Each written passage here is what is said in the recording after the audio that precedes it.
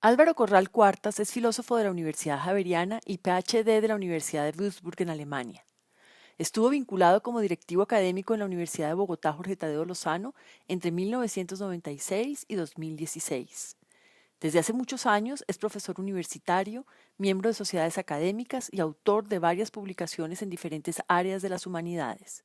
Fe de Ratas. La serie de conversatorios que se presentan a continuación fueron encuentros realizados de manera virtual durante la pandemia del COVID-19 que afectó los encuentros reales de las personas. Más allá de estas notas iniciales, las grabaciones de estas sesiones quedaron tal como se hicieron y no han tenido procesos sustanciales de edición, arreglo ni ajustes con los cuales se hubiera mejorado notoriamente la calidad de los contenidos presentados. Por esta razón, el autor se excusa de antemano por los errores que pudieron haberse cometido, en particular aquellos relacionados con la digitación en algunas de las imágenes.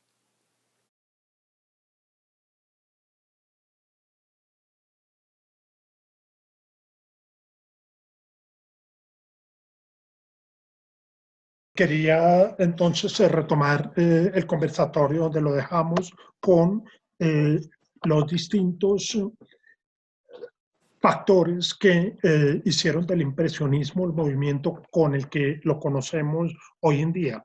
Yo lo que he hecho en esta presentación es una presentación, si quieren ustedes, orientada históricamente, es decir, tratando de mirar sobre todo 3 décadas del siglo XIX que fueron fundamentales en la consolidación de este movimiento pictórico. La década del 60, en particular, todo, como decía, lo que ocurrió antes de 1873, colocaba un punto decisivo en la historia de la pintura en 1873 y después lo que viene con posterioridad al impresionismo. Decía entonces que había por lo menos unos 9 factores que contribuyeron a la gestación de este movimiento. Recordar esto me parece muy importante porque uno tiende a homogeneizar los datos, en particular cuando están muy atrás en el pasado. Entonces uno tiende a creer que los impresionistas eran un grupo y que fue un grupo que nació con unas ideas fijas desde un primer momento del tiempo. Pero lo que he querido mostrar, y espero haberlo logrado con la primera charla y lo que vamos a ver hoy, es que esto fue un asunto que se fue construyendo, en particular durante la década de 1860 y llega a un punto culminante en 1873, que es lo que vamos a ver a continuación en el día de hoy. Entonces, terminé la vez pasada con una cita de un crítico de arte que escribió en 1871 lo siguiente a propósito de esa influencia del arte japonés, que como recuerdan fue la última diapositiva que tuvimos la semana pasada. En caso de que haya alguna pregunta, no duden en hacerla. Entonces decía, más que inspiración, todos ellos, estos pintores, Whistler, Manet, Degas, Monet, etcétera, encontraron en el arte japonés su propia manera de ver, sentir, comprender e interpretar la naturaleza. Por lo tanto, es la doble originalidad de cada uno y no la sumisión mansa al arte japonés. Puse como ejemplo de esto un cuadro muy posterior eh, de Monet de 1899, que seguramente es muy conocido para ustedes a propósito del jardín que Monet al final de su vida hizo en las cercanías de París. Pero ese es uno de esos factores, toda esta influencia japonesa que contribuyó a gestar las claves de este grupo de pintores. Entonces, hay otro punto que me interesa mencionar mucho en este contexto y es el interés que tuvieron estos pintores por pintar paisajes nevados. El paisaje nevado tiene una particularidad y es que permite capturar muy especialmente las variaciones de brillo en la atmósfera. siendo el blanco el más brillante de los colores, es el que permite también el reflejo de los otros colores. Y esta va a ser una situación muy interesante en el contexto de lo que hemos visto, porque poco a poco va a haber una liberación del blanco y el negro para que la paleta se enriquezca con todos los demás colores. Aquí tenemos un ejemplo entonces de un cuadro de Camille Pissarro que es la parte baja de Norwich, bajo la nieve. Todos estos paisajes siguen en el espíritu de la pintura al exterior, que, como les decía, va a ser una característica de todos los pintores de este grupo y también, pues, de la forma como ellos pintaron en las cercanías de París, en este caso también en cerca de Londres. Esta es una circunstancia, el desplazamiento a la Gran Bretaña, que vamos a mirar con más detalle a propósito de los acontecimientos históricos de estos años de 1870.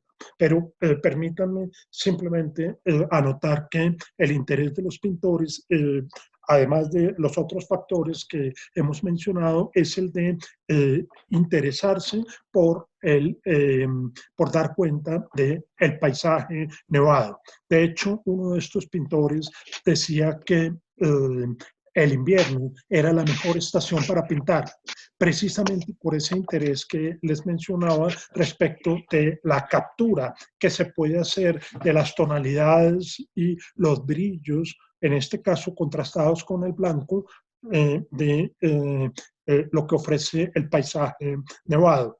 Tenemos otro, este es otro caso del pintor Alfred Sisley, que era inglés, pero que vivió prácticamente toda su vida adulta en Francia y se conectó con todos estos pintores del impresionismo para que vean cómo el paisaje nevado no es que por primera vez estuviera pintando paisaje nevado. De hecho, ustedes vieron, recuerdan seguramente en el conversatorio que tuvimos sobre el arte holandés, hay también paisajes nevados.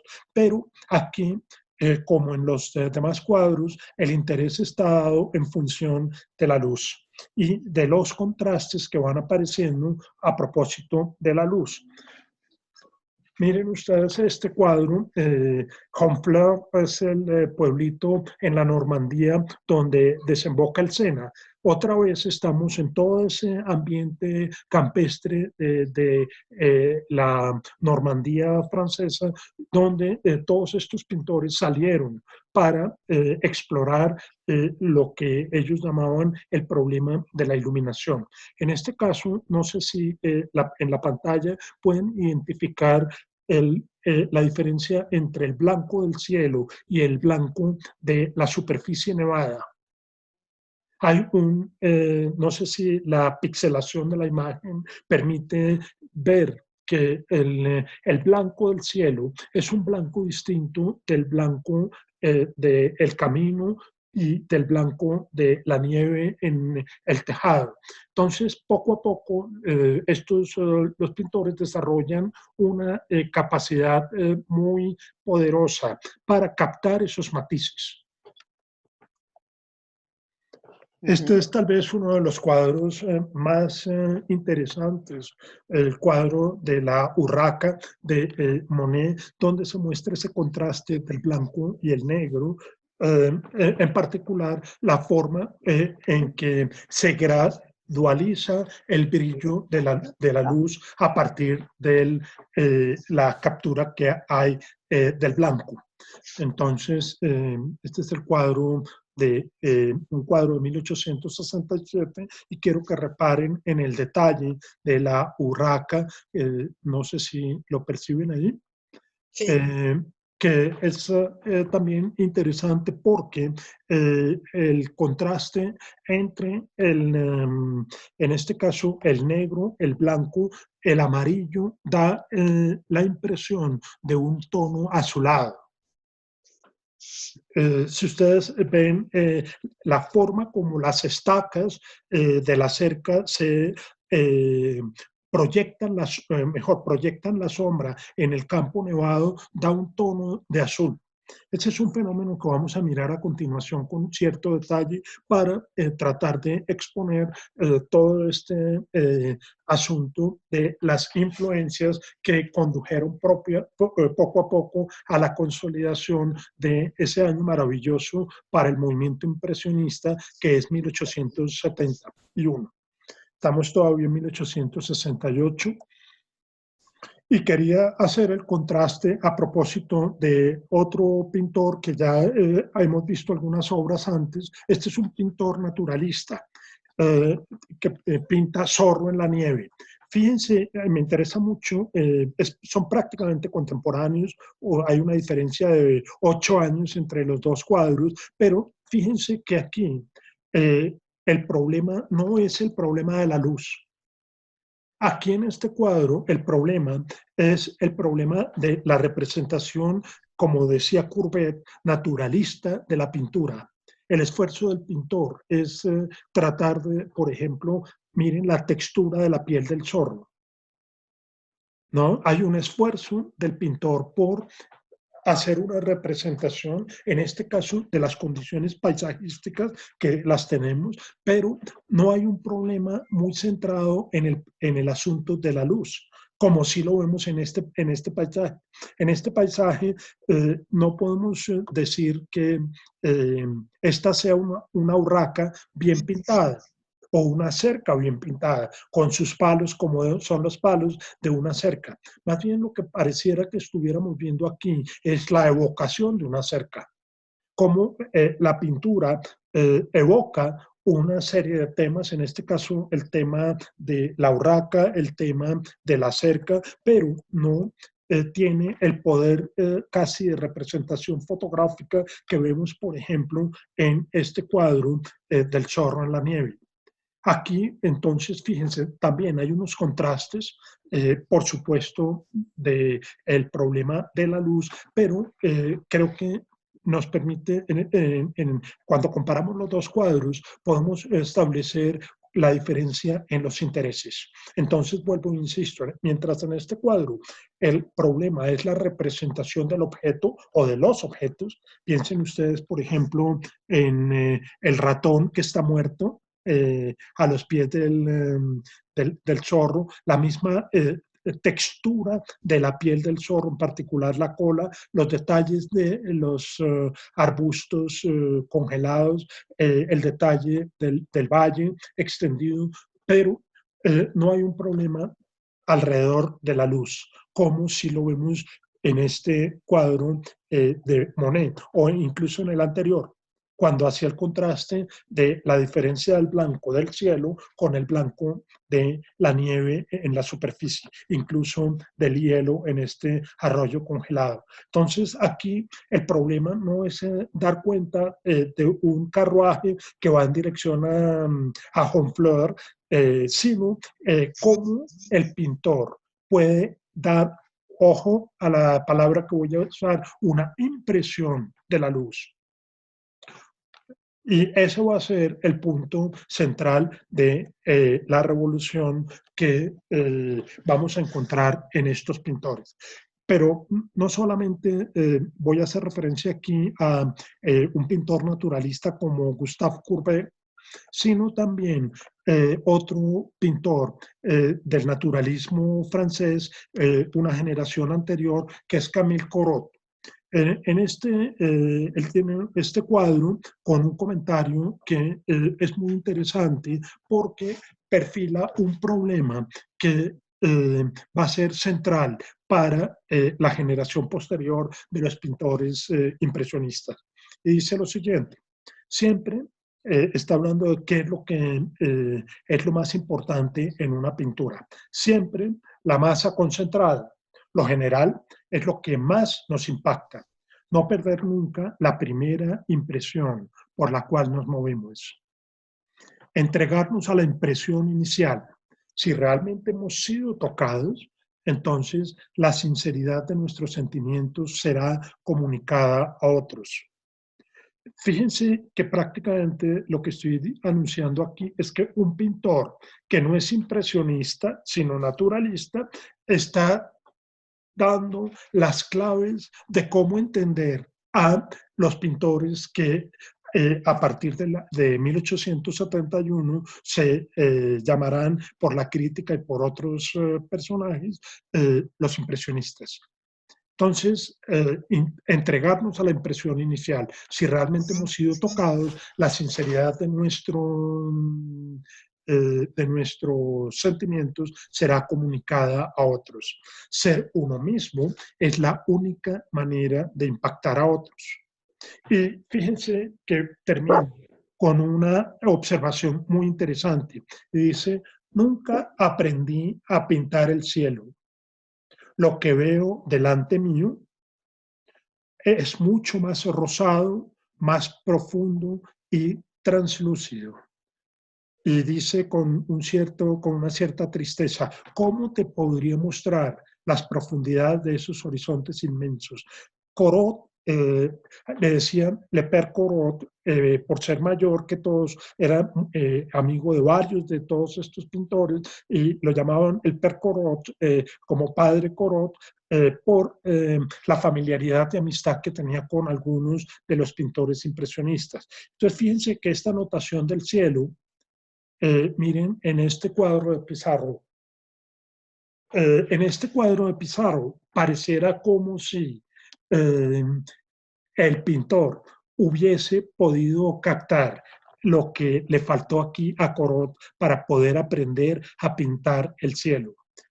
Si ven este cuadro del Camino de Sèvres, el cielo no está pintado, prácticamente está solo eh, enunciado con unas nubes, pero no tenemos la vivacidad de este cielo, que lo vemos al fondo, en lo más profundo del cuadro. O en este otro también de Pizarro, que es el de la diligencia en Louveciennes, también en los exteriores, donde fíjense que el esfuerzo que hace el pintor con los árboles prácticamente desnudos para que el protagonista de la pintura no sea ni la casa ni la misma diligencia, sino el cielo mismo y la superficie mojada del camino de piedra. Entonces, vuelvo, insisto, en la necesidad de mirar el problema no a propósito de la representación de un objeto, sino de la representación de la impresión de los colores. Volvemos a otro tema muy interesante. Ya hemos hablado la presencia de los cuadros nevados para hablar de la importancia que para estos pintores tiene el manejo del blanco como el color que más brillo tiene en toda la escala cromática. El otro punto a propósito de los exteriores es que todos estos pintores, incluidos los naturalistas, como habíamos hablado de Courbet un par de cuadros antes, incluidos los naturalistas, empiezan a dar cuenta de los fines de semana de no solo la burguesía parisien, de París, sino también de prácticamente todas las clases. Con la invención del ferrocarril resultó posible para la gran mayoría de personas salir de la ciudad el fin de semana.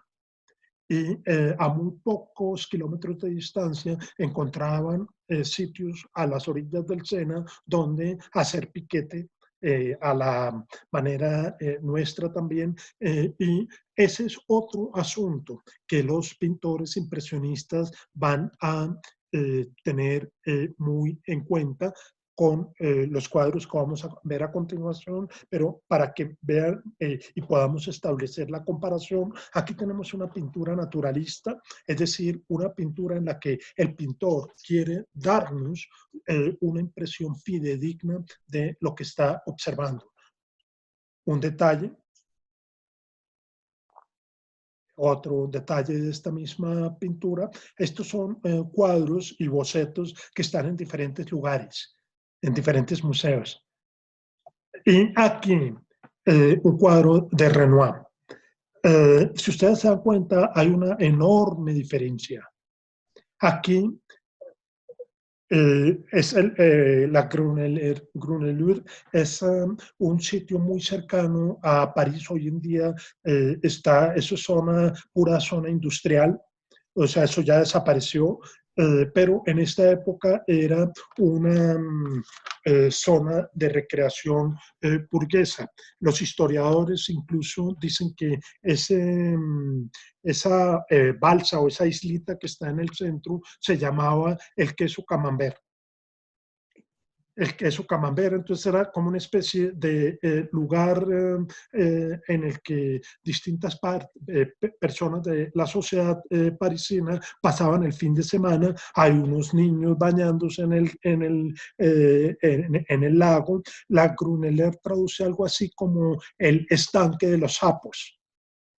Yo me imagino, para ponerlo en un contexto cundiboyacense, así debía ser el Parque del Lago, el lago Gaitán, ahí en la 78 con 15, que pues a mí no me tocó, pero lo que cuentan los abuelos de eso, pues era un sitio de recreación en las cercanías de Sí, Bogotá, y seguramente era un lugar al que iba gente de todas las clases sociales. totalmente, así es. Si quieres, A mí me Patricia, tocó. comentar algo, pues encantado. No, así era lo que justo dices tú. Ahí el lago Gaitán era un sitio donde iba a pasear a la gente y tenía barquitas y se paseaban, tal como tú lo dices. Entonces Sí, esto pues era como el equivalente francés, pero fue una China, oportunidad muy interesante para los pintores de volver al problema de la captación de la luz y sus contrastes. Fíjense la manera como, en este caso, Renoir da cuenta de las ondinas del río y los colores que ponen. Me parece muy interesante ver que aquí los colores no están mezclados. Donde sí. es negro. Donde es azul clarito, no sé si con la flecha estoy señalando el punto, por ejemplo, aquí es un azul claro que no está mezclado con este blanco ni con el verde de esta onda. ¿Sí? Eso va a ser fundamental en el estilo.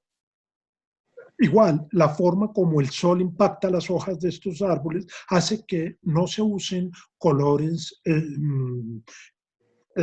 mezclados.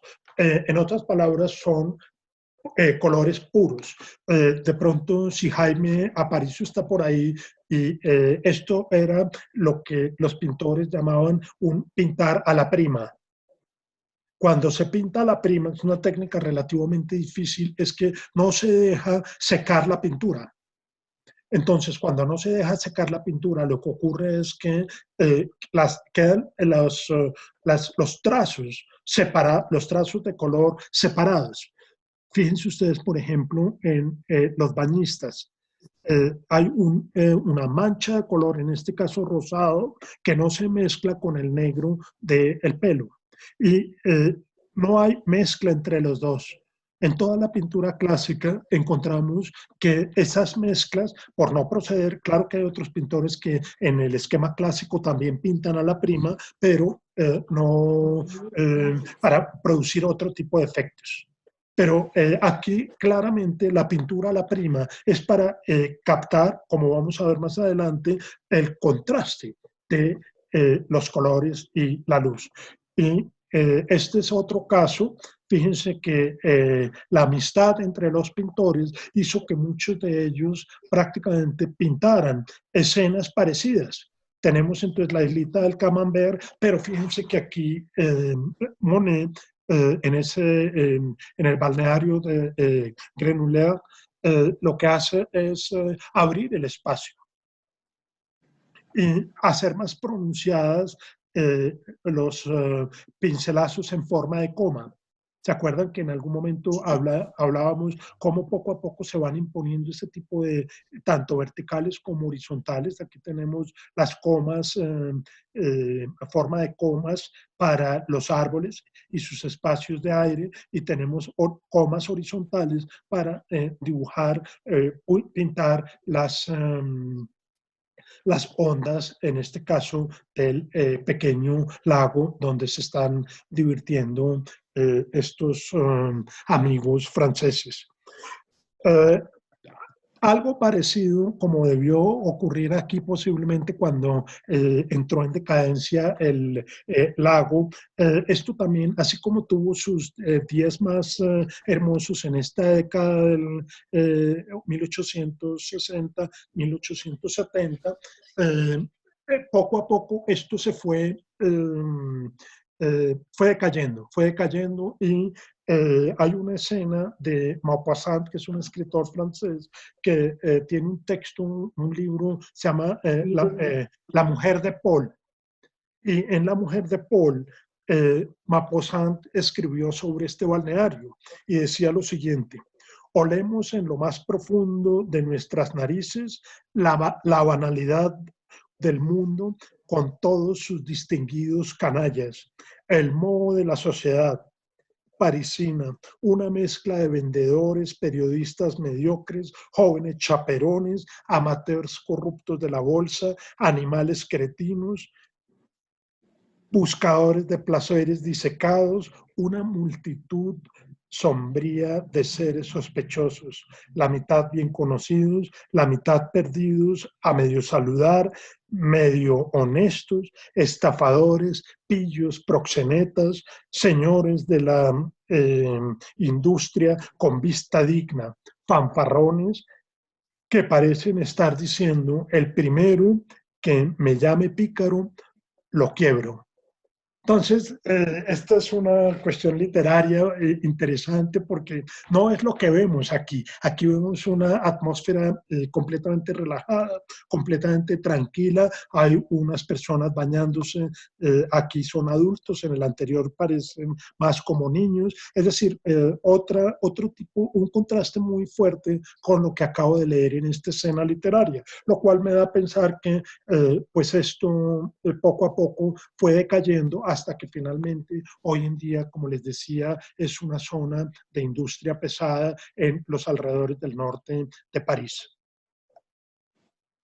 Y otra perspectiva de la Grenoble de Monet, donde vemos estas características que poco a poco van consolidando el movimiento del impresionismo. Antes de terminar entonces con este pequeño resumen que ya se me alargó bastante de los 9 o 10 factores que contribuyeron a la gestación del grupo de pintores, es importante ver que existía un vínculo de amistad, incluso de parentesco, entre casi todos ellos. Tenemos aquí otro pintor impresionista que lamentablemente no tiene el reconocimiento que tienen los otros pintores. Estoy hablando de Frédéric Bazille, que es un cuadro, tiene este cuadro que es el estudio del artista. El estudio se convierte en lugar de diálogo entre pintores e intelectuales. Entonces tenemos al piano un músico, Edmond Maître, Solá, el escritor, que es el que está en la banda de La Escalera. Solá era compañero de pupitre de Cézanne. Cézanne no aparece aquí, pero en la parte de abajo está Renoir, prácticamente conversando con Solá, y hay 3 pintores. Bazille, que es el más grande de todos, no sé si alcanzan a ver la paleta que tiene en la mano, se ha retirado y está esperando que Monet y Manet pues le den su impresión del cuadro que les está mostrando.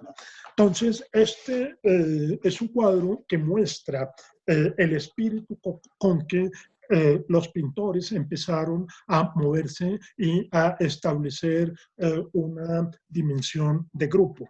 Les decía que Bazille no ha sido muy reconocido, entre otras cosas porque murió prácticamente en este mismo año, como a los 30 y pico años de edad, en la guerra que Francia tuvo con Alemania.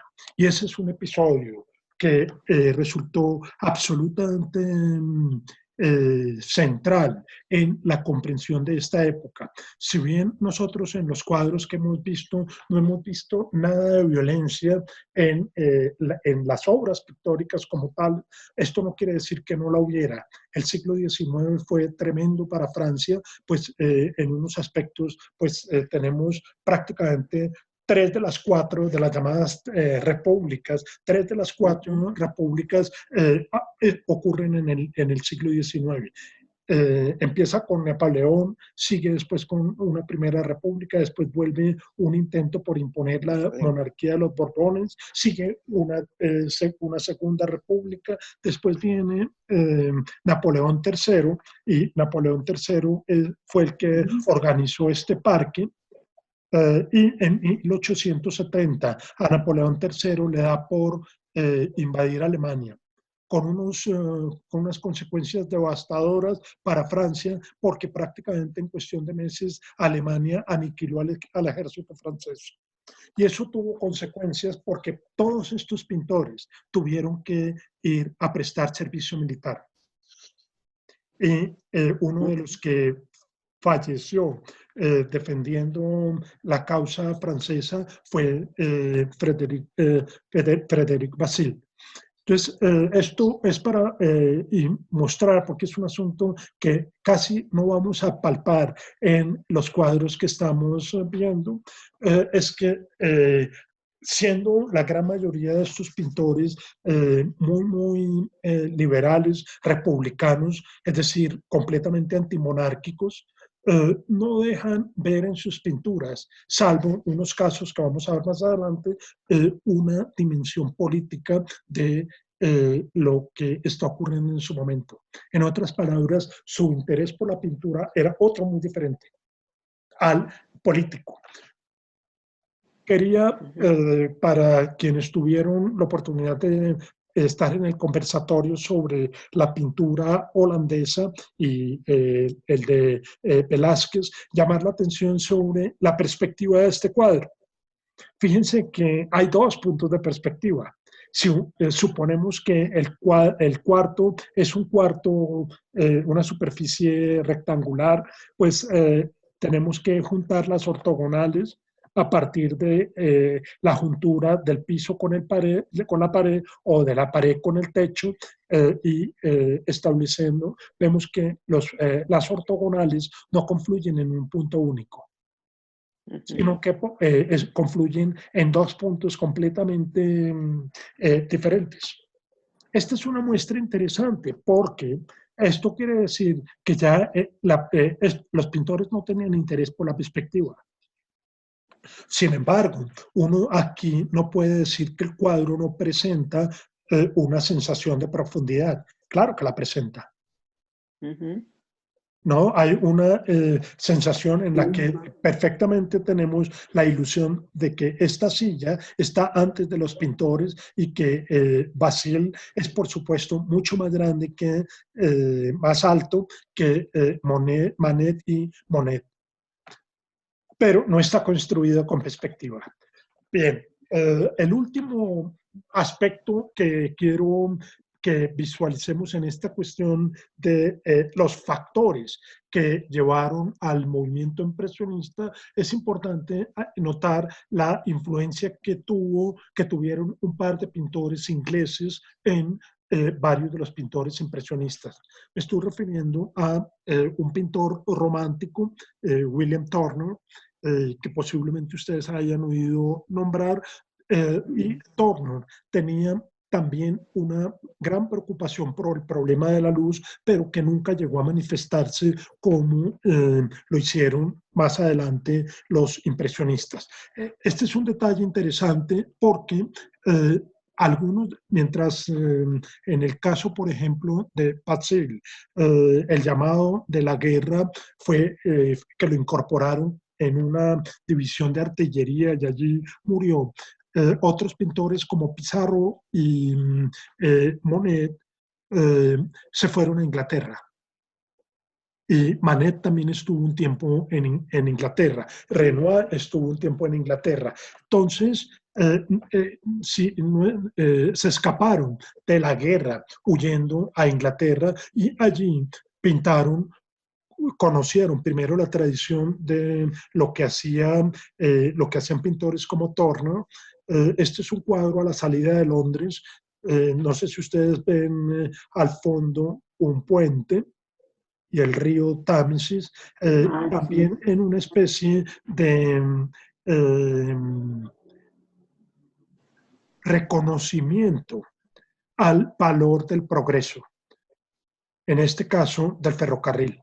Lo que aquí se llama vapor y lluvia, vapor y velocidad, perdón, es una referencia a el invento del ferrocarril, que como ustedes saben, pues fue toda una transformación para el siglo XIX, permitiendo no solo la movilidad de personas, sino toda la movilidad de bienes y servicios. Entonces, los pintores, todos los pintores, estaban haciendo un reconocimiento muy especial a todos los progresos que traía el siglo. De hecho, si hay un siglo en el que la idea de progreso es la más cimentada, yo creo que es el siglo XIX. El siglo XIX tiene un poco el espíritu de que todas las cosas pueden mejorar exponencialmente. Puede que en términos políticos posiblemente no, pero en los otros ámbitos de la vida, la concepción del progreso es absolutamente notoria en la mentalidad del siglo. Y eso, por supuesto, toca a los pintores. Y esa es la razón por la cual muchos de los pintores dan cuenta de los grandes hitos del progreso. Fíjense, este es otro cuadro de Turner. No sé, si ven en la parte inferior izquierda, en la derecha también, la travesía de Aníbal en el cruce de los Alpes antes de llegar a la batalla con los romanos. Esto es un cuadro entonces, simbólico, pero donde el pintor está interesado en dar cuenta de la situación atmosférica. En este caso, la combinación de la tormenta en medio de la montaña, con las impresiones de luz que son muy diferentes de las que veremos o las que hemos visto ya en estos pintores del impresionismo. Esta influencia es una influencia análoga a la influencia que tuvo el grabado japonés. Son influencias que marcaron el estilo, pero fíjense ustedes que ninguno de los impresionistas va a pintar como Turner. Sin embargo, vamos a encontrar una relativa afinidad con lo que vamos a ver a continuación.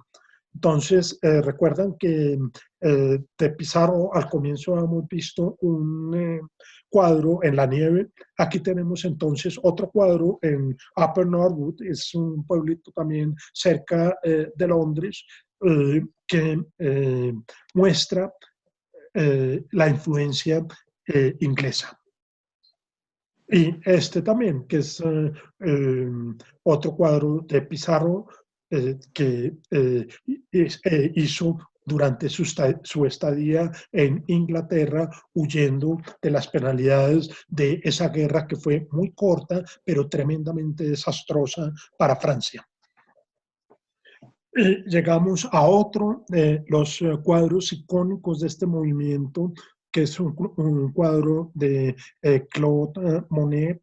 De hecho, si ustedes se dan cuenta, prácticamente yo lo que estoy haciendo aquí es una selección muy puntual de la enorme cantidad de cuadros. Por ejemplo, Monet tiene más de 20 cuadros sobre acerca de los edificios del Parlamento inglés hechos a lo largo de décadas, pero me interesa mostrarlo es en su clave histórica. Es decir, si ustedes se dan cuenta, la época, estamos ya acercándonos a lo que he llamado ese año central, ese año maravilloso del impresionismo, que es 1871, donde poco a poco se va configurando el estilo de esta nueva pintura.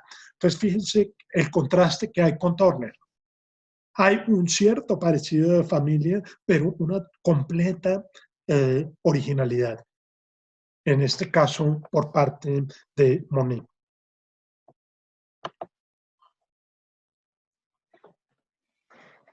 Y con este cuadro, que seguramente también ustedes han visto con mucha frecuencia, Amapolas salvajes cerca de Argenteuil, encontramos otra vez ese fenómeno sobre el cual quisiera detenerme un momento, y es el problema del contraste de colores. Independiente de la temática, que también es especialmente hermosa, sobre todo en este detalle de la mujer y la niña que van caminando, aquí encontramos un comentario de Monet. No puedo precisar si es un comentario hecho en esta época de antes o después. Fue una cita muy difícil de encontrar en qué año Monet dijo lo que voy a leer a continuación, y decía lo siguiente: cuando salga a pintar, olvídese qué objetos tiene enfrente. Un árbol, una casa, un campo, lo que sea. Simplemente piense, allí hay un cuadradito de azul. Allí un oblongo rosado. Por ejemplo, el del sombrero. Aquí un rayito de amarillo, el sombrero de la señora. Y pinte tal como le luce el color exacto y la forma, hasta que pueda dar su propia impresión inocente de la escena delante suyo. Entonces, aquí prácticamente está como resumido el ideario de esta pintura. Lo que tiene que hacer el pintor es transmitir la impresión que reciben sus ojos. Y lo que reciben los ojos es una impresión de contraste. Esta es una época en la que la óptica encuentra tal vez a su investigador más profundo, incluso hasta el día de hoy, que no es otro sino Hermann von Helmholtz, un alemán que en la década de 1850 estableció varias cuestiones a propósito de los colores y a propósito de la percepción óptica. Y decía lo siguiente, decía: tenemos que fijarnos en los artistas cuyas observaciones de las impresiones sensoriales es particularmente fina y exacta, y cuyo recuerdo de las imágenes en la memoria de esas impresiones es particularmente verdadera. Hermann von Helmholtz está pensando entonces en todos los impresionistas. Está pensando en este tipo de pinturas que, conectadas aquí, si ustedes se dan cuenta, otra vez, el azul no se mezcla con el verde grisáceo, ni con el amarillo, ni con el negro. Y el rojo no se mezcla con el verde. Ahora, lo interesante es que eso es algo que nuestra retina calibra con especial cuidado, y eso se descubrió en esta época. Aquí ven ustedes a la izquierda hay un grabado de una ilustración de lo que significa el contraste de colores. El contraste de colores permite que la captación del color opuesto sea más viva si se pone con el color que se le opone. En este caso, suponiendo, esto no es un verde en sentido estricto, pero supongamos que este es un verde y un rojo, el verde y el rojo contrastan tremendamente precisamente porque son opuestos. Y lo mismo ocurre con el amarillo y el azul. Como ustedes saben, los 6 colores básicos son el blanco y el negro, que se oponen. Y uno percibe más el blanco cuando está en compañía del negro, y el negro cuando está en compañía del blanco, que cuando están cerca de otros colores, precisamente por esa relación de contraste. Entonces, Lo que se descubrió, esto es un descubrimiento que viene desde Newton, pero que se afinó finales del siglo XVIII, Newton, se afinó después en el siglo XIX, en particular con los aportes de Hermann von Helmholtz, es que la retina está diseñada, Helmholtz no sabía todavía de Darwin, vino a conocerlo después, que todos los procesos, en este caso de evolución del ojo, están dados por selección natural, pero nuestra retina está configurada de tal manera que establece contrastes de luz. Es decir, que nuestra percepción de colores viene dada por contrastes que se hacen más vivos cuando se ponen separados. Entonces, fíjense aquí que el contraste, el azul no es es un azul que resalta más si está pintado cerca de una superficie amarilla, el negro del blanco, el rojo del verde, etc. Para eso voy a invitarlos a hacer, bueno, aquí tenemos, esta es una explicación más reciente, pero seguramente ustedes han oído hablar de la carta de Munsell. Munsell fue un pintor, también un decorador norteamericano que a finales del siglo XIX propuso el sistema, la carta de color de Munsell. Y aquí tenemos lo que les decía antes de los 6 colores básicos. Tenemos el blanco y el negro, arriba y abajo, en una disposición geométrica como la que estamos viendo ahí. Tenemos el azul y el amarillo, y tenemos el rojo y el verde. Y aquí es donde es más visible la oposición. Es decir, el verde y el rojo no pueden estar juntos nunca en lo que a la percepción de la retina se refiere. El amarillo y el azul no pueden estar juntos nunca en lo que a la percepción de la retina se refiere. Por supuesto que si yo mezclo pintura amarilla con pintura azul, resulta una mezcla, pero eso no ocurre en nuestra retina. Y ese es un fenómeno que los impresionistas conocieron justo en los cuadros que he estado mostrando. En particular es en esto, pero en casi todos ocurre ese fenómeno del contraste. Pero ese fenómeno del contraste tiene otra característica adicional. Aquí tienen ustedes una visión computarizada de la actualidad, donde prácticamente podemos obtener la gama completa de todos los colores que el ojo humano normal puede percibir. De hecho, cuando uno va a Home Center y quiere pintura, la cartografía, eso ya está todo computarizado con un número. Si uno quiere el rosado que está por aquí, este rosado tiene un número. Y ese número es el que identifica exactamente el tipo de pintura, el tipo de tono, de croma, de valor, tono y croma que hay que darle a la pintura. Entonces, esa carta de Munsell, pues fíjense que tiene una aplicación práctica que le permite a uno comprar el tono adecuado en Home Center cuando uno pide un pintuco para un litro de pintuco para pintar la pared o para pintar lo que sea. Igual ese es el sistema que utilizan los cartuchos de inyección de las impresoras. Si ustedes se dan cuenta, las impresoras le venden a uno el negro, el blanco no se necesita porque el blanco es el papel. Entonces son 3 los tonos, el negro, el magenta, el verde o amarillo y el rojo.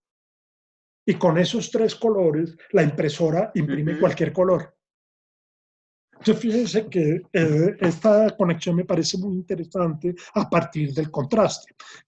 Para hacer más clara esta idea del contraste, quisiera invitarlos que miren esta imagen.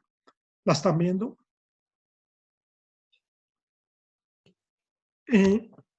Cuando la cambie, traten de describir qué fue lo que vieron en el primer instante.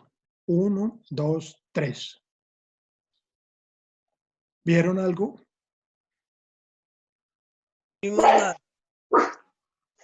¿Aló?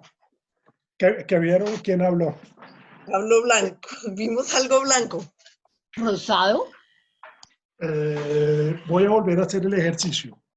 ¿Listo? ¿Me están viendo? 1, Sí. 2, 3. Concéntrense en las estrellas y en el amarillo de fondo. 1, 2, 3. Uy, rosado. ¿Qué vieron? Yo rosado. 1, 2, 3. Blanco.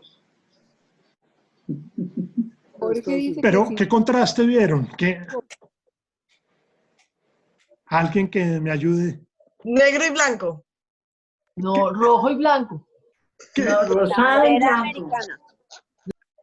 A Exactamente, ver, la bandera americana. entonces, pero ojo a lo que voy a hacer, Rosarito, ¿listo? Va. 1, 2, 3. Ahí sí, ¿Qué vieron? ahí sí vimos Rosado. la bandera americana.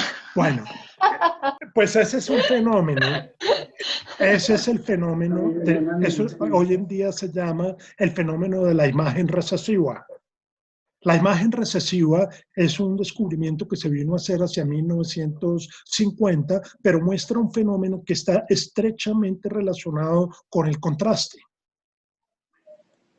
El contraste aquí es que la retina está configurada de tal manera que evoca, cuando se suspende el color, evoca el opuesto. Entonces, el negro, ¿qué se vuelve? Blanco. Blanco. Claro. El amarillo, ¿qué se vuelve? Azul. Azul. Y el verde Rojo. se vuelve rojo. Entonces, Claro. fíjense, La bandera americana, claro. mírenlo. ¿Ya la vieron? Claro, sí. Entonces, lo que quiero mostrar con este ensayo, con esta cuestión, es que esto prácticamente está implícito aquí. Nuestra retina, cuando ve el rojo, ve con más viveza el verde. Y nuestra retina, cuando ve con más viveza el azul, ve con más, cuando ve el azul, ve con más viveza el amarillo. Y ese es un fenómeno óptico que está relacionado estrechamente con este fenómeno, si quieren ustedes, fisiológico. Es decir, que nuestras retinas están organizadas para establecer contrastes de luz. Que la razón de pronto nos lleva a una especulación, pero una vez lo dejo ahí, para nosotros como primates que somos, pues es absolutamente decisivo distinguir entre el rojo y el verde. Eso es lo que permite distinguir una fresa entre el matorral. Claro. ¿No? Así de sencillo. Y la fresa tiene más energía que las hojas de la mata de fresa. Entonces, ninguno de los predadores, en este pienso, por ejemplo, los gatos, los perros, los tigres, leones, tiene visión a color. Pero sí los primates, los pájaros y los humanos. Y el sistema de visión humano está hecho de tal manera que permita esta combinación de contrastes. Pero aquí, como les digo, se trata de un fenómeno físico por un lado, un fenómeno fisiológico por el otro, y en este caso lo interesante es que es un fenómeno que tal vez no por primera vez, pero sí de manera más evidente, lo captaron este grupo de pintores. Entre otras porque fue como un momento en el que ciencia, arte estuvieron relativamente cerca. Bueno, entonces, fíjense aquí otro ejemplo también de Pissarro, de el contraste de colores, y esta de amarillo y azul. No sé si recuerdan quién es esta amiga. Ay, la misma de la cama. Y su La modelo. misma de la cama, ¿cómo Claro, se llama? la misma de Venus. De la Venus. De la Venus. No, la Venus no, de Olimpia. ¿Se No, acuerdan de Sarita es una Olimpia? dura. Sí, claro, claro. Olimpia Meurent es, entonces, Sí, de es Olimpia, la claro. misma, pero es un cuadro muy interesante que también habla del progreso. De hecho, es una estación de ferrocarril. No sé si ustedes ven al fondo el humo que deja la locomotora al pasar. Entonces, pero el punto Ujú. por el cual traía este cuadro a colación es también por el asunto del contraste. Entonces, un poco como lo veíamos aquí con el ejercicio de la bandera, pues ustedes fíjense que la bandera se ve, es una instantánea, inmediatamente desaparece. Mm. Eso es muy frecuente cuando uno, por ejemplo, en el cine, uno al final de la película siente ese destello y la retina demora en calibrar otra vez las circunstancias de iluminación y de color del teatro, Ujú. ¿no? Pero ese fenómeno también se evidencia en la estructura misma de la pintura. Bueno, entonces con eso llegué a lo que tenía pensado la vez pasada, era el primer tema, que era los inicios antes de 1873, y mostré más o menos unos 10 factores que hacen el impresionismo el movimiento que fue. Hablé, ¿se acuerdan ustedes de las playas del canal? Toda esa pintura hecha en la Normandía, el tema de París como lugar de paisaje, el tema, el asunto de la pintura de personajes al aire libre, como el que acabamos de ver de Olimpia más madura, el tema de la influencia de los grabados japoneses y de la fotografía.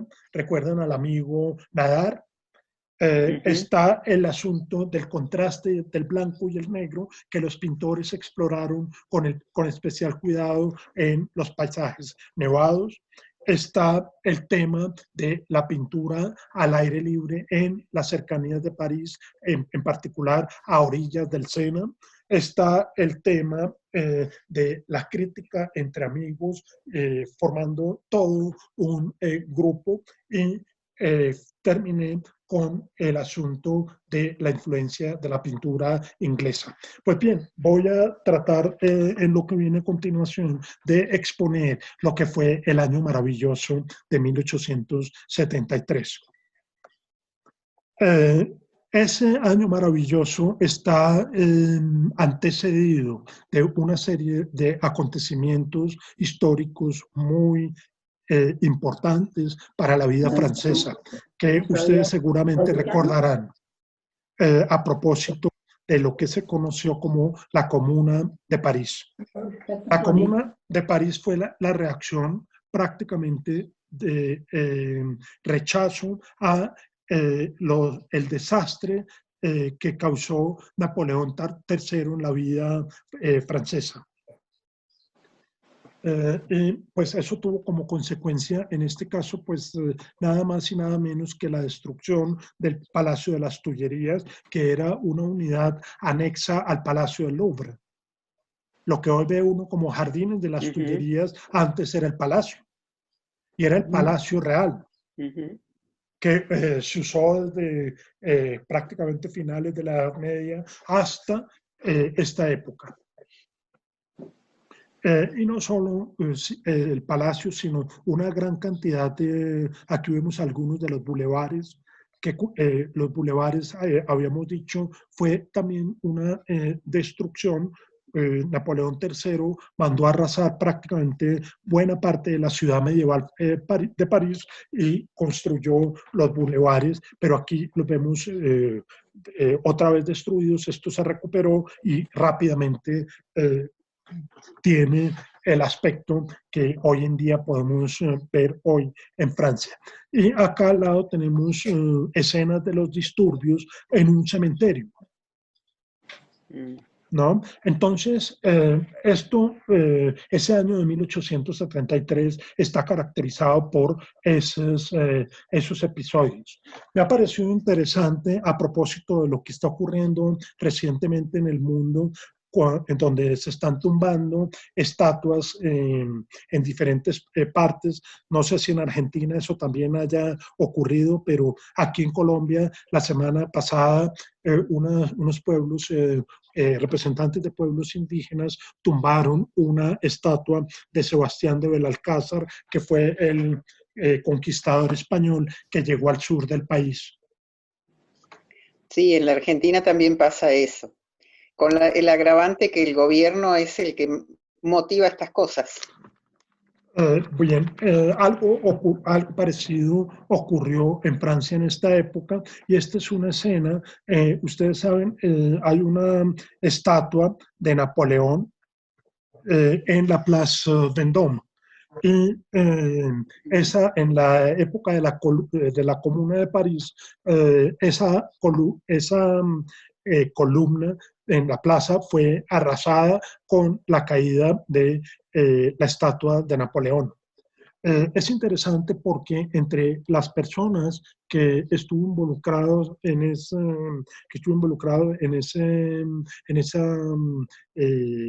en la caída de esa estatua estaba el amigo Gustave Courbet, que es el que vemos aquí. Courbet, el pintor. Courbet no era el político más radical que todos los impresionistas, pero lo que me interesa mostrar es el ambiente de la ciudad en esa época. Era una Francia arrasada no solo por la destrucción de la guerra con Alemania causada por los mismos franceses, en este caso por el intento de Napoleón III de volver a instaurar otro imperio en Europa y fuera de Europa, como lo veremos en un instante, sino que también había una gran revuelta popular.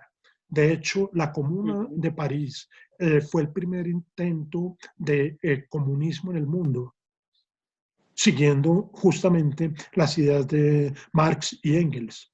La Comuna de París fue un sistema de gobierno que duró unos 6 meses, 7 meses, después de la derrota, cuando Bismarck y el ejército alemán salieron de París después de la derrota, pues se instauró una comuna y intentó poner en marcha un régimen comunista que no funcionó, pero a lo que iba el comentario con todo esto es que esta época fue una época de gran desequilibrio social, de gran inconformidad social, de una enorme pobreza. Aquí, si quieren ustedes una referencia literaria, pues todo lo que nos cuenta Víctor Hugo en sus novelas, pues es esta misma época, ¿no? Y que en esta época están también los pintores del impresionismo. Aquí estamos viendo una secuela de ese problema de la Comuna del año 70. Unos años atrás, resulta que a Napoleón III le dio por instaurar una especie de imperio en México y llevó a Maximiliano de Austria a México para ponerlo a la cabeza del gobierno, derrocando a Benito Juárez.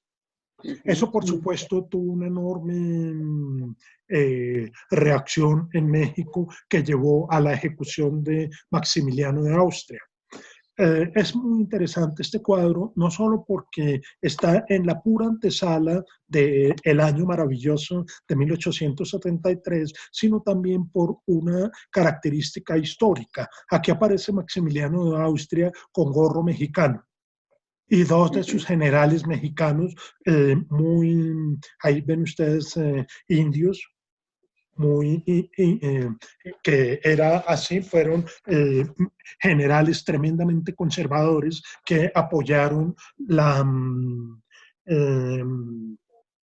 la incursión de esta aparente monarquía en México. Y el cuadro tiene otra característica que quiero que reparen, y es que resulta que los militares le dispararon a Maximiliano y no lo mataron. La anécdota cuenta que no mataron a Maximiliano. Entonces, la pintura capta el momento en el cual disparan, pero vemos que el compañero de la derecha de Maximiliano, a la izquierda nuestra, ya está cayendo. Pero al otro, a Maximiliano le tuvieron que dar lo que se llama el tiro de gracia. De gracia. Uh-huh. Y el tiro de gracia, fíjense, tiene un detalle político muy interesante y es el siguiente. Primero, los soldados aparecen con uniforme francés. Primer punto. Y el segundo punto todavía más interesante es que esta es la gorra de los oficiales del ejército francés. Francés, claro. Y el tercer caso es que esta es una silueta que tiene toda la pista de ser Napoleón III. Entonces es como si el cuadro estuviera contando que el horror de la ejecución estuvo a cargo directamente de Napoleón III. Claro. Como una especie de sugerencia a una cuestión política. Fíjense, esto ocurrió en 1867, Manet pinta el cuadro en 1869, por supuesto este cuadro no se pudo mostrar en Francia, y esa es una de las razones por las cuales se encuentra en la Galería de Arte de Mannheim en Alemania. Hay otro par de versiones, una anterior y otra posterior, en otros museos, pero este cuadro tiene otra característica y es un diálogo con la pintura. Ustedes han visto lo interesante que resulta para mí establecer esos diálogos con la pintura de autores del pasado. Este es un cuadro que indudablemente tiene una enorme base común con este cuadro de Goya, del 3 de mayo de 1808, que lleva como subtítulo Los fusilamientos de la montaña del Príncipe Pío en las cercanías de Madrid. Aquí también está el ejército francés. Recuerdan ustedes que a Napoleón le dio por invadir España y Portugal para tener acceso al Mediterráneo. Entonces, pues eso es lo que hace. Aquí hay un diálogo. En otras en contra de lo arbitraria que puede ser la guerra, en este caso una guerra completamente injusta de soldados, en este caso masacrando campesinos españoles, o en este caso pues con la muerte de o estos insucesos en Santiago de Querétaro, en México. Bueno, entonces termino con esa parte política y llego, recuerdan ustedes de la vez pasada que decía que todos estos pintores fueron rechazados en los salones de arte durante mucho tiempo. Entonces, en 1873 les dio por hacer una exposición conjunta de los pintores de Monet, Pissarro, Degas, Renoir, Sisley y Berthe Morisot, la señora pintora de la cual vamos a hablar más adelante, reunieron una exposición de 165 obras de ellos y de otros. Y la hicieron aquí ustedes ven, está la dirección del lugar, la sala de Nadar. Resulta que Nadar, el fotógrafo, tenía su estudio en el tercer piso. ¿Sí? Si ven las letras Nadar, esta es la foto del estudio donde se realizó lo que se llamó la primera exposición impresionista de 1874. Esta es una imagen de la Rue de Capuchin, que es uno de esos grandes bulevares en París que hecho durante el imperio de Napoleón III y la alcaldía de Haussmann. Allí se presentaron las obras icónicas de lo que se vino a conocer después como el impresionismo. Aquí voy a leer una opiniones de varios personajes que acudieron a la exposición. En otras palabras, lo que quiero decir es que estos pintores no solamente lo rechazaron en el Salón de Arte, que se organizaba todos los años y fueron rechazados varias veces, sino que además esta exposición conjunta fue un verdadero fracaso. Prácticamente ahí, no sé si ustedes ven, el precio de la entrada era 50 céntimos de franco y acudió una enorme cantidad de gente, recolectaron algo así como 5.000 francos, que escasamente les alcanzó para pagar el arriendo del fotógrafo Nadar. La exposición estuvo durante un mes en este sitio, pero uno de los cuadros, voy a mostrar entonces ahora cómo estaba compuesta esa exposición. Es decir, como si nosotros llegáramos en 1874 a la exposición y viéramos algunos de los 165 cuadros que allí se expusieron. Y voy a hacerlo con las observaciones que hacían los periodistas, los críticos de arte de esa época. Sobre este cuadro, decía Louis Leroy, un paisajista que resultó siendo más conocido por sus comentarios satíricos en los periódicos, decía, si bien este señor no fue el que acuñó el término impresionismo, sí ayudó a popularizar la expresión en un artículo que escribió en 1874. En ese texto que tituló La exhibición impresionista, escribe un diálogo imaginario con un pintor de la vieja escuela. Y dice, estaba caminando por la exposición y dice, toleró sin mayor daño la observación del cuadro Barcas de Pescadores. Ese no lo voy a mostrar aquí, dejando el puerto, quizá porque desvié su atención en la contemplación peligrosa ante las figuras pequeñas, que son las que vemos en este cuadro en la calle, y ofensivas que en el primer plano podrían afectarlo. Desafortunadamente no fui muy cuidadoso al dejarlo mucho tiempo frente al Boulevard de los Capuchinos. Se rió, ¡ja, ja, ja! Rió diabólicamente el pintor. Esto es muy bello. Aquí hay una impresión. Si no me lo dijera a mí mismo, solo dime qué son esas innumerables manchas en la parte de abajo de la pintura. Esos son gente caminando. Así es como luzco cuando camino por el Boulevard de los Capuchinos. Por Dios, ¿qué diablos es eso? En su intención de hacer, ¿es su intención hacer de mí un tonto?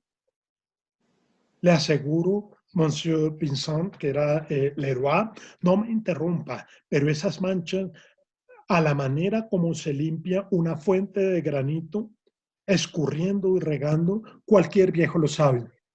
No se había oído algo así nunca. ¡Qué horrible! Parece que me dará un infarto. Ajá, y ahora este cuadro, gritó delante del número 98. Este es el cuadro que en el catálogo tenía el número 98 y dice, ¿cuál es el título? Mira, en el catálogo dice impresión, amanecer o sol naciente. ¿Impresión? Pregunta.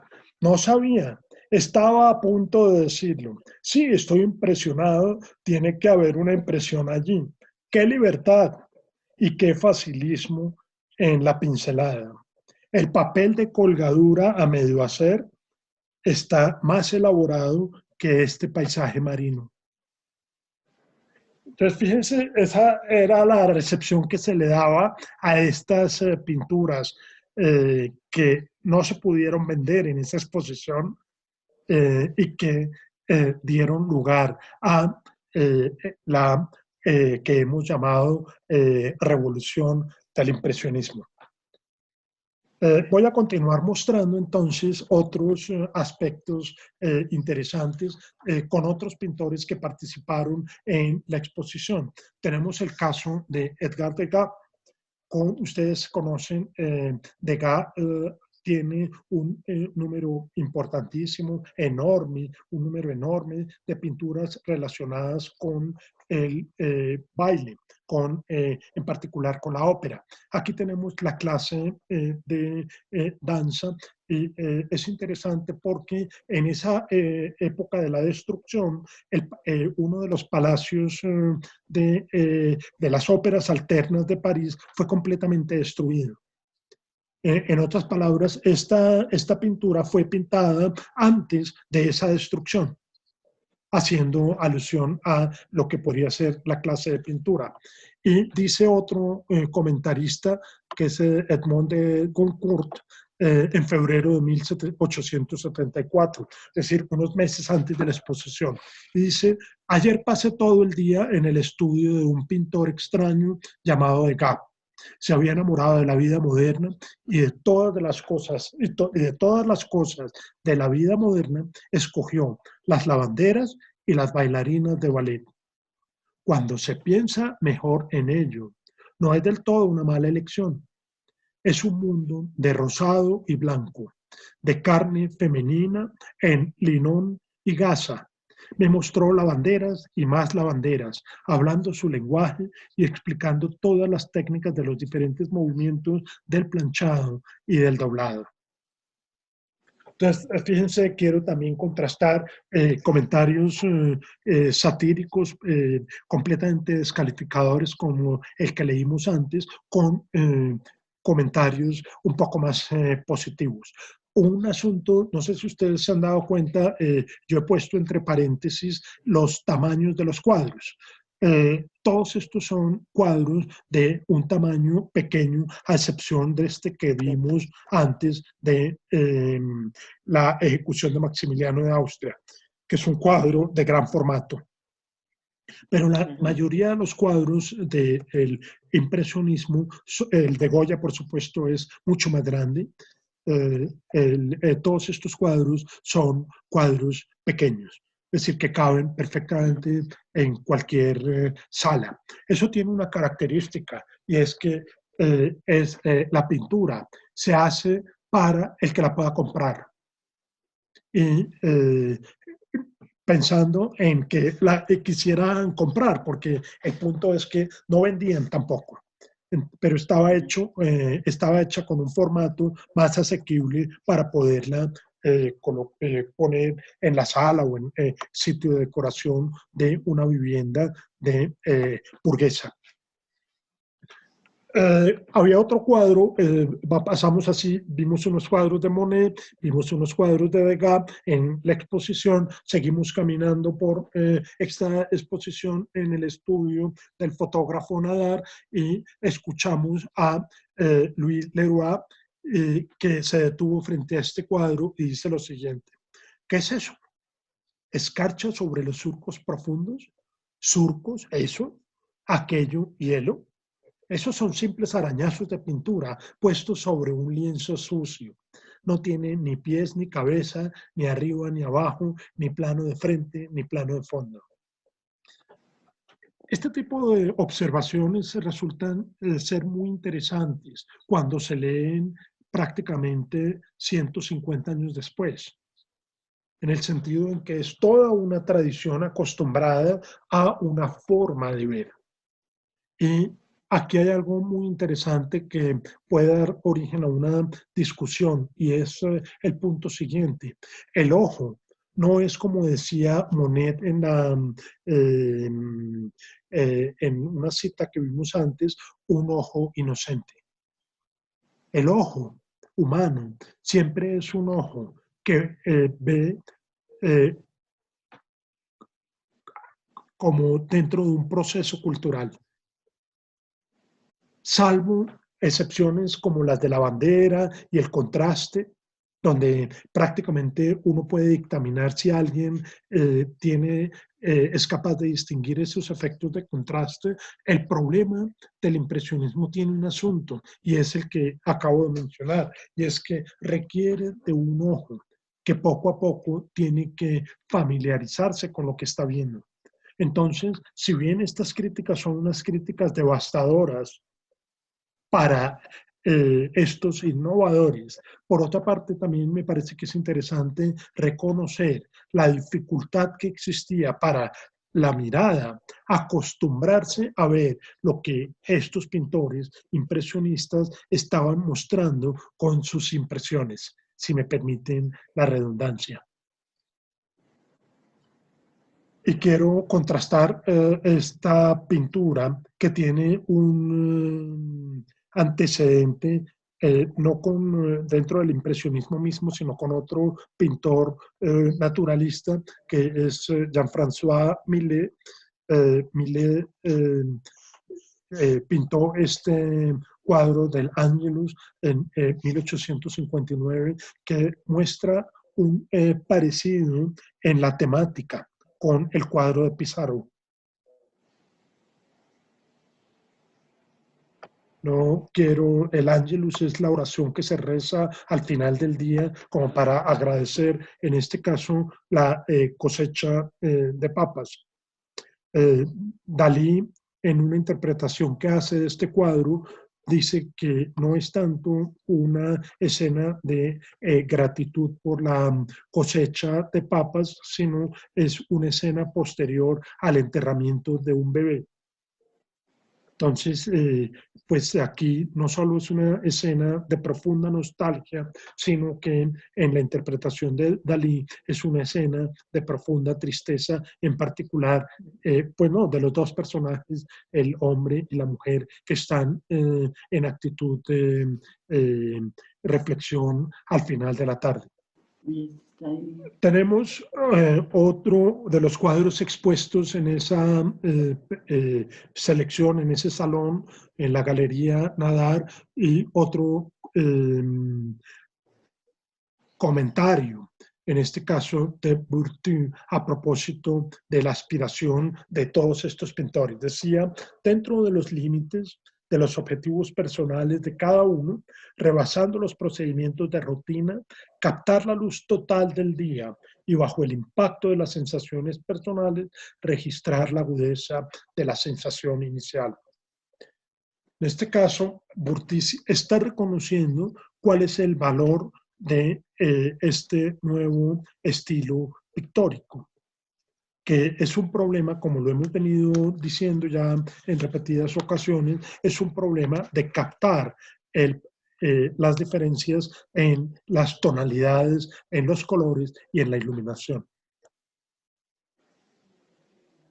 Otro comentario también satírico que dice a propósito de este cuadro Castaños en Huisny, dice, es como si un actor cómico hubiera hundido sus pinceles en baldes de pintura, untando metros y metros de lienzo y luego firmando con diferentes nombres.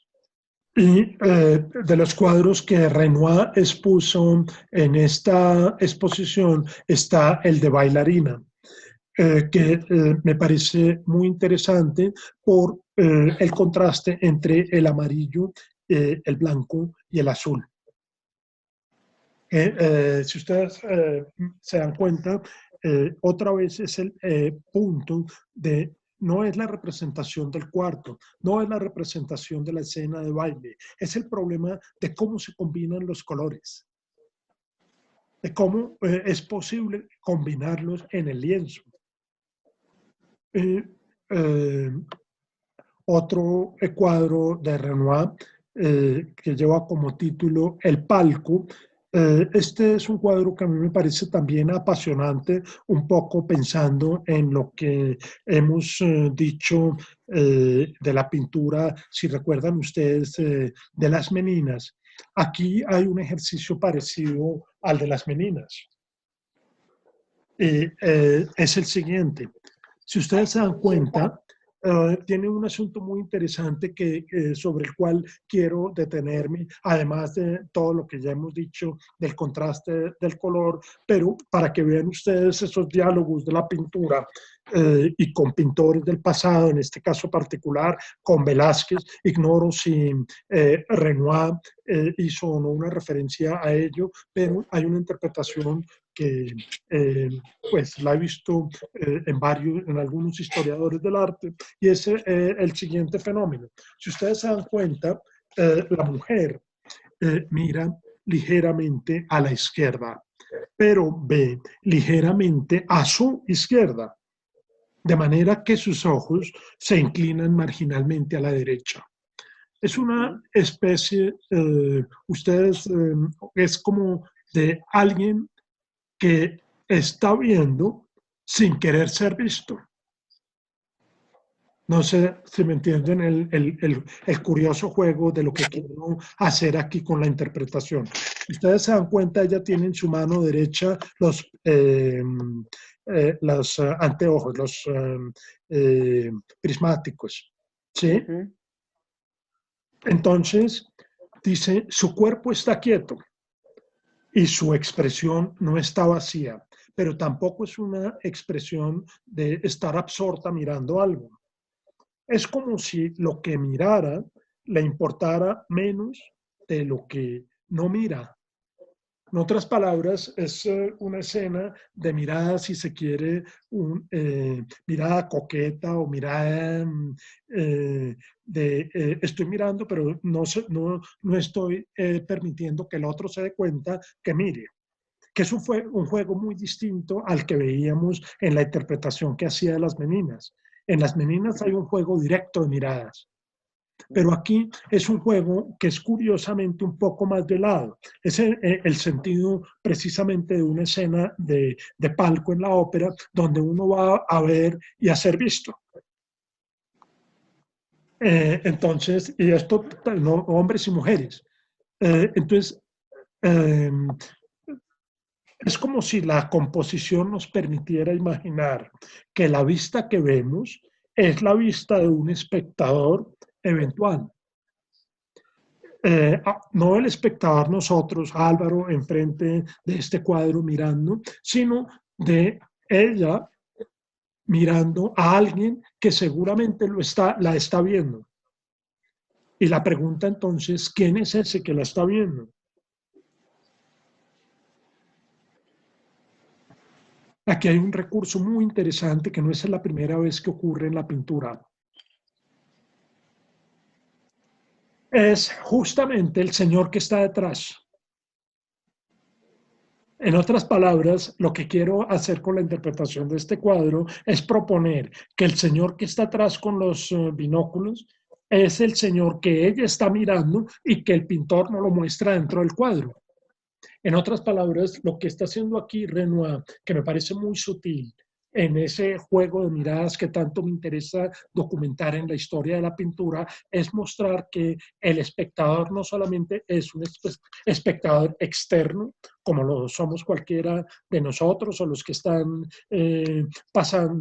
transitando en este momento por la Galería Courtauld en Londres, sino que hay un espectador interno. Y el espectador interno es el que ella ve y nos lo muestra Renoir en la pintura. ¿Me entienden el juego de palabras? Sí. ¿Lo consideran acertado? Totalmente. No, es como si la mirada de ella fuera una mirada que se resiste a involucrarse con el otro. La típica mirada de coquetería. Y el otro también está haciendo que no mira, pero está mirando. Y esto puesto, no, si hiciéramos una composición realista, pues el señor de Frac, que no es otro que un hermano, es un pariente cercano del mismo Renoir, es como si estuviera en otro palco. Al que ligeramente esta señora le dirige su mirada. Y Renoir dice, yo puedo poner el espectador adentro o también puedo poner, hay un espectador que siempre está afuera, ese es el transeúnte que mira el cuadro, pero puede haber una descripción de un espectador que está dentro del cuadro. Y este me parece que es un ejemplo excepcional de esa situación. En otras palabras, es como si la figura de atrás sugiera que es la clase de mirada de esta primera persona, ¿no? No sé si con las palabras que expuse esa interpretación resulta claro el mensaje, otra vez en la clave de lo que veíamos con Velázquez, de ese juego de miradas entre espectador externo y espectador interno. En el caso de Velázquez, veíamos en particular en Las Meninas, es un espectador externo. Aquí tenemos la presencia de un espectador dentro del cuadro. Si ustedes se dan cuenta, la señora mira en la dirección en la que también está viendo el señor con los binóculos. Entonces no es descabellada del todo la interpretación que estoy haciendo de este cuadro a propósito de postular, como he dicho, lo que he llamado un espectador implícito de la persona retratada. Muy bien. Tenemos en esa exposición un cuadro también que hace referencia a otra Olimpia. Fíjense la variación de este cuadro y dice, otro de los comentaristas en una revista dice lo siguiente: esta exposición estuvo durante el mes de mayo, un mes duró, y dice, como una visión voluptuosa. Esta esquina artificial del paraíso deja sin respiración al más valiente. Y el señor Cézanne nos da la impresión de estar loco y que pinta en medio de un delirium tremens. Este cuadro tiene un boceto que es el que voy a mostrar a continuación y que otro de los personajes críticos que habíamos mencionado antes dice impresión. Por supuesto que hay una impresión en alguna parte. ¡Qué libertad! ¡Qué flexibilidad de estilo! Y ya viendo el tiempo, otros de los cuadros de Cézanne en esa exposición de 1874 es Vista de Auvers. Cézanne, a diferencia de los otros pintores impresionistas, él, más que ir a la Normandía, él era del sur de Francia, de la Provence. Y nos transmite también la atmósfera, que es unos colores mucho más claros y profundos, son los que se perciben en el sur de Francia. Y aquí tenemos un cuadro ejemplar de esa situación, en particular de la forma como se contrasta el cielo con la vegetación.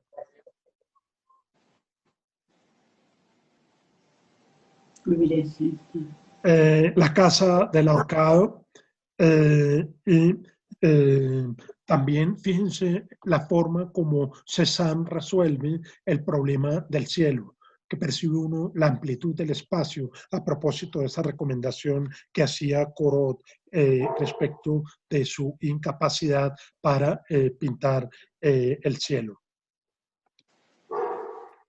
Otro de los cuadros expuestos por Cézanne en la exposición es la casa del Dr. Gachet en Auvers. No sé si ustedes recuerdan quién era el Dr. Gachet, que es tal vez uno de los cuadros más impresionantes de Van Gogh.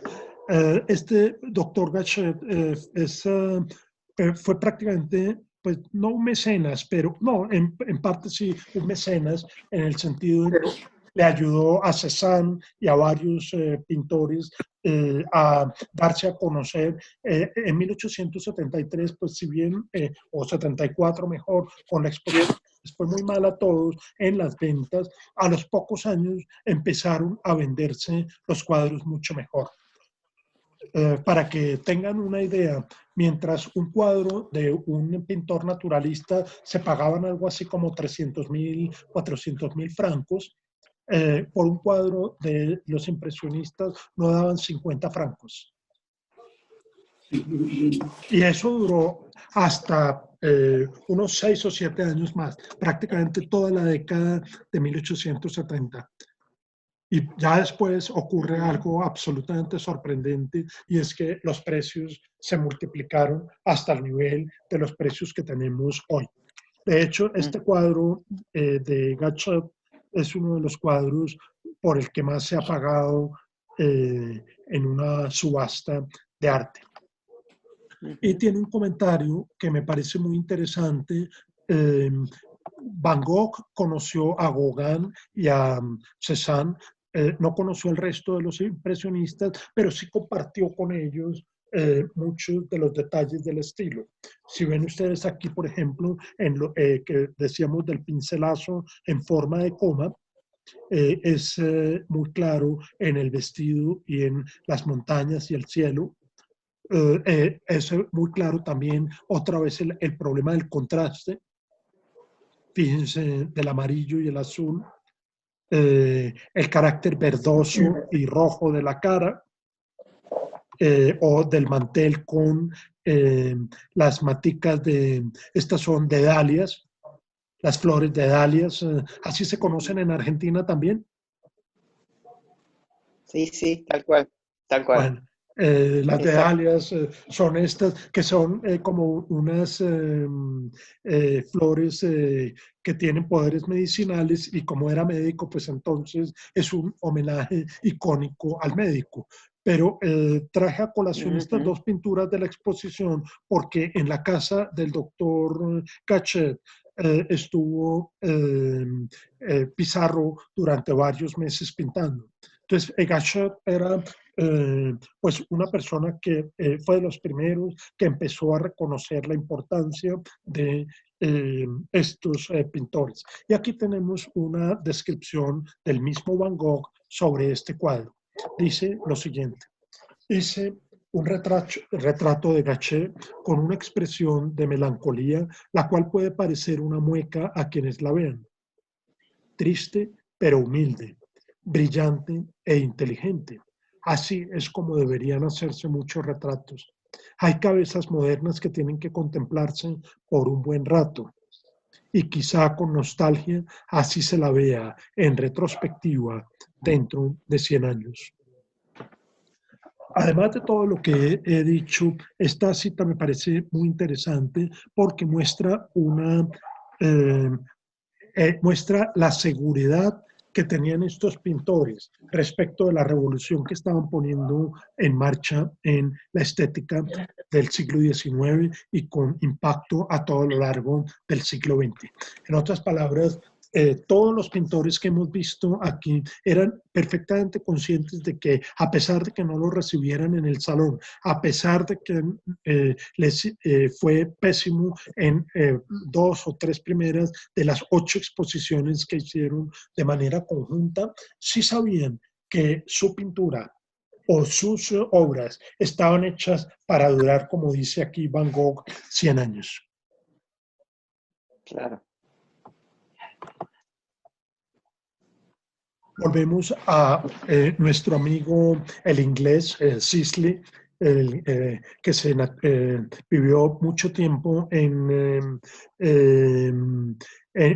Francia, en la Normandía, en Argenteuil, que fue como otro de los sitios en los que iban a pasar temporadas todos estos pintores. Este cuadro, otra vez, el tema de los contrastes y el tema del cielo me parece especialmente dignos de mención. Lo mismo que dice, otra vez para volver al tema del cielo, le dice el mismo Sisley a un amigo. Esta es una carta muy posterior, pero creo que nos sirve para hablar de este cuadro que también fue presentado en la exposición de 1874. Dice: el cielo es la clave de la pintura de paisaje. el cielo no puede ser relegado a un mero trasfondo. No solo sus planos, el cielo como la tierra tiene también planos, contribuye a la impresión de profundidad, sino también imparte una sensación de movimiento con su forma y su posición con respecto a la composición como un todo. Entonces, es interesante porque lo que he querido hacer con esta segunda charla es que fíjense cómo de un momento para otro la expresión impresión, impresionismo se nos coló en el lenguaje. Yo en la primera charla Claro. fui muy reacio a usar la expresión para tratar de mostrar que no existía. Y justamente creo que no existía. Pero a medida que el movimiento fue cogiendo fuerza, a la medida que esos 9 factores se encuadraron como una constelación a propósito de este movimiento, pues todo empieza a tener un sentido y ellos mismos empiezan a reconocerse como impresionistas. Ujú. Uno de los pintores menores que perteneció al grupo del impresionismo fue Armand Guillaumin, que tiene este cuadro con vista del Sena. Y voy a pasar un poco más rápido para, este es otro cuadro hermosísimo sobre el valor de la escena industrial. En esta época la preocupación ambientalista yo creo que debía ser mínima, pero es más bien ese contraste de progreso y naturaleza, que para la mentalidad decimonónica no resultaba ser, como lo es en nuestro tiempo, como un cierto sentido de incompatibilidad. Ujú. Aquí entonces voy a dejar un poquito de lado la exposición y Manet no participó en la exposición de el grupo porque estos pintores, los de la exposición, se organizaron como sindicato. No sé si en la boleta de entrada en el programa de la exposición vieron que arriba decía Sindicato de Pintores y Grabadores.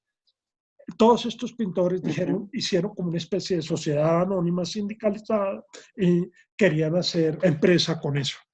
Les fue muy regular en ese negocio, se desbarató, pero Manet no los acompañó. Y sin embargo, Manet, pues por supuesto, participó de las claves de este movimiento. Les decía que era conocido del escritor Émile Zola. Émile Zola es tal vez uno de los escritores más importantes del siglo XIX en Francia, y miren cómo incluso hasta los amigos veían a Manet o a Cézanne, que era prácticamente compañero de pupitre fue compañero de pupitre en la escuela, decía de Manet lo siguiente: cuando logra un cuadro, este es excepcional, pero le sucede a menudo, y ese es el comentario que hace de este cuadro, que se pierde, y entonces sus lienzos son imperfectos y desiguales. Brevemente, después de 15 años, no se ha visto un pintor más subjetivo. Esta es una connotación muy interesante porque a pesar de la crítica, ustedes vieron que en las críticas negativas es donde surge el concepto de impresionismo. Aquí también en otra crítica negativa surge el concepto de pintura subjetiva, que es razonable plantearlo así. Si la parte técnica igualara las justezas de las percepciones, sería el gran pintor de la segunda mitad del siglo XIX. Por supuesto, a Manet este comentario le cayó como un balde de agua fría. De hecho, muchos historiadores del arte consideran que esta es una de las obras geniales del impresionismo. Miren la forma como está pintado el vestido en contraste con las aguas del río. Es como si hubiera otro río en el vestido de la señora. Sí, claro. Y miren el Ay, sí. detalle, otra vez de contraste de colores, en el gorro no es un barquero, es un noble haciendo de barquero. Y miren el detalle que tengo aquí a continuación. El detalle que quiero que reparen es la perfección con que está pintado el brazo, anatómicamente hablando. Ujú. En otras palabras, cómo dentro del estilo de esos brochazos, como dice aquí, eh, eh, que son imperfectos y desiguales, Manet, en este caso, logra una perfección. Miren cómo está el antebrazo. Anatómicamente es perfecto, ¿no? Ujú. Y Sí. otro cuadro de la También. zona de la Normandía en Argenteuil. Quería terminar con un par de cuadros, si me permiten, Argenteuil. no sabiendo, son las 7. Ujú. No, yo creo que de pronto paremos ahí para no hacer tan atafagada la exposición y más bien la próxima seguimos con otras de las pinturas de 1874 en esa exposición. Quería entonces anotar que Manet no participó en la exposición, pero sí ya estaba pintando con el estilo común a estos pintores que, como vimos en este año, se empiezan a dar a conocer como impresionistas. No sé entonces si tengamos alguna pregunta, inquietud, duda, objeción. No, Álvaro, no, pregunta no. Primero saludo a todos porque hoy entré un poquito tarde por problemas técnicos, pero quería Tranquila. hacer quería contarles algo importante, me parece interesante. Haciendo zapping en canales de cine, de películas, encontramos una película que era Cézanne y yo, que justamente vino a cuento, me vino fantástico para justamente ingresar un poquito más en el impresionismo y demás, ¿no? Y me pareció una frase que está puesta dentro de la película y dice, es la pintura de las sensaciones y los sentimientos. Y me pareció que era una síntesis perfecta, Sí, pensando en todo lo que te acabo de escuchar, hablar sobre las sensaciones, sobre los colores, sobre la formación de colores en la retina, de la ciencia, ¿no? Y de la técnica también, que puede darnos una idea de lo que estamos viendo y de por qué son las percepciones así. Y por otro lado, también creo que esa confrontación de los sentimientos es lo que, en honor a la verdad, a mi pobre juicio, es lo que delata un puritanismo que por ahí se da en estas descalificantes críticas, porque si bien de qué manera se ven no solo en los temas, sino recordemos el palco, los sentimientos de esa mirada de la señora, o de esa escena en el cuadro de los labriegos al final de la jornada, que Dalí dice puede ser un entierro de un bebé o puede ser un agradecimiento en el Ángelus, es decir, y también hablando de los desnudos, ¿no? sí. Que dice, bueno, es una versión un poco confrontante del paraíso. Y son todos sentimientos que se plasman en la pintura de forma muy diferente a lo que fue las pinturas de siglos anteriores, una figuración, un detalle, una interpelación siempre a lo que es los dioses griegos o toda la mitología. En esto es una interpretación sobre la población actual, o sea, sobre la burguesía que era la que estaba dando muestra del siglo XIX, más allá de los diferentes periodos históricos, confrontantes de guerras y demás. No sé, pero me pareció muy linda, que es una definición del impresionismo como la época de las sensaciones y los sentimientos, ¿no? Que por primera vez se plasman de esta manera y que uno las ve en las miradas. Estoy mirando este cuadro de Manet, de Argenteuil, y las miradas de ese señor hacia la señora y también los movimientos, porque el cielo también está dando sentimientos en cuanto a miradas, no son cielos estáticos como vimos en el siglo XV, acá tienen movimientos, así que me parece que quiere transmitir algo esa pintura, ¿no? La sensación y el sentimiento del autor mirando eso, una tormenta, un cielo claro, unas nubes, el viento de la Normandía, no sé, me pareció que también los remito a que esa película me dio esta sensación sobre el impresionismo que profundizó lo que yo, por suerte, vi alguna vez, algunos cuadros, pero bueno, en mi pobre juicio creo que es acertado esa frase, ¿no? Sí, un excelente comentario, estoy completamente de acuerdo. Prácticamente no tendría nada para agregar, salvo una indicación que me parece que está muy en lo que acabas de decir, y es que, pues, eh, esa confrontación de mirada requería de, por decirlo así, una especie de educación en la mirada también. No es que Claro, por claro, mostrar el cuadro ya se entendiera qué era lo que se pretendía hacer. Y eso nos cuesta a nosotros mucho trabajo entenderlo hoy, porque hoy vemos estos claro, cuadros prácticamente con el mismo interés o desinterés que miramos un cuadro del siglo XV. Es decir, claro, estamos tan inundados de imágenes que hemos perdido, eh, pues, no solo los referentes, como los podían tener en el siglo XIX, sino que hemos perdido también la capacidad de confrontarnos frente a la novedad.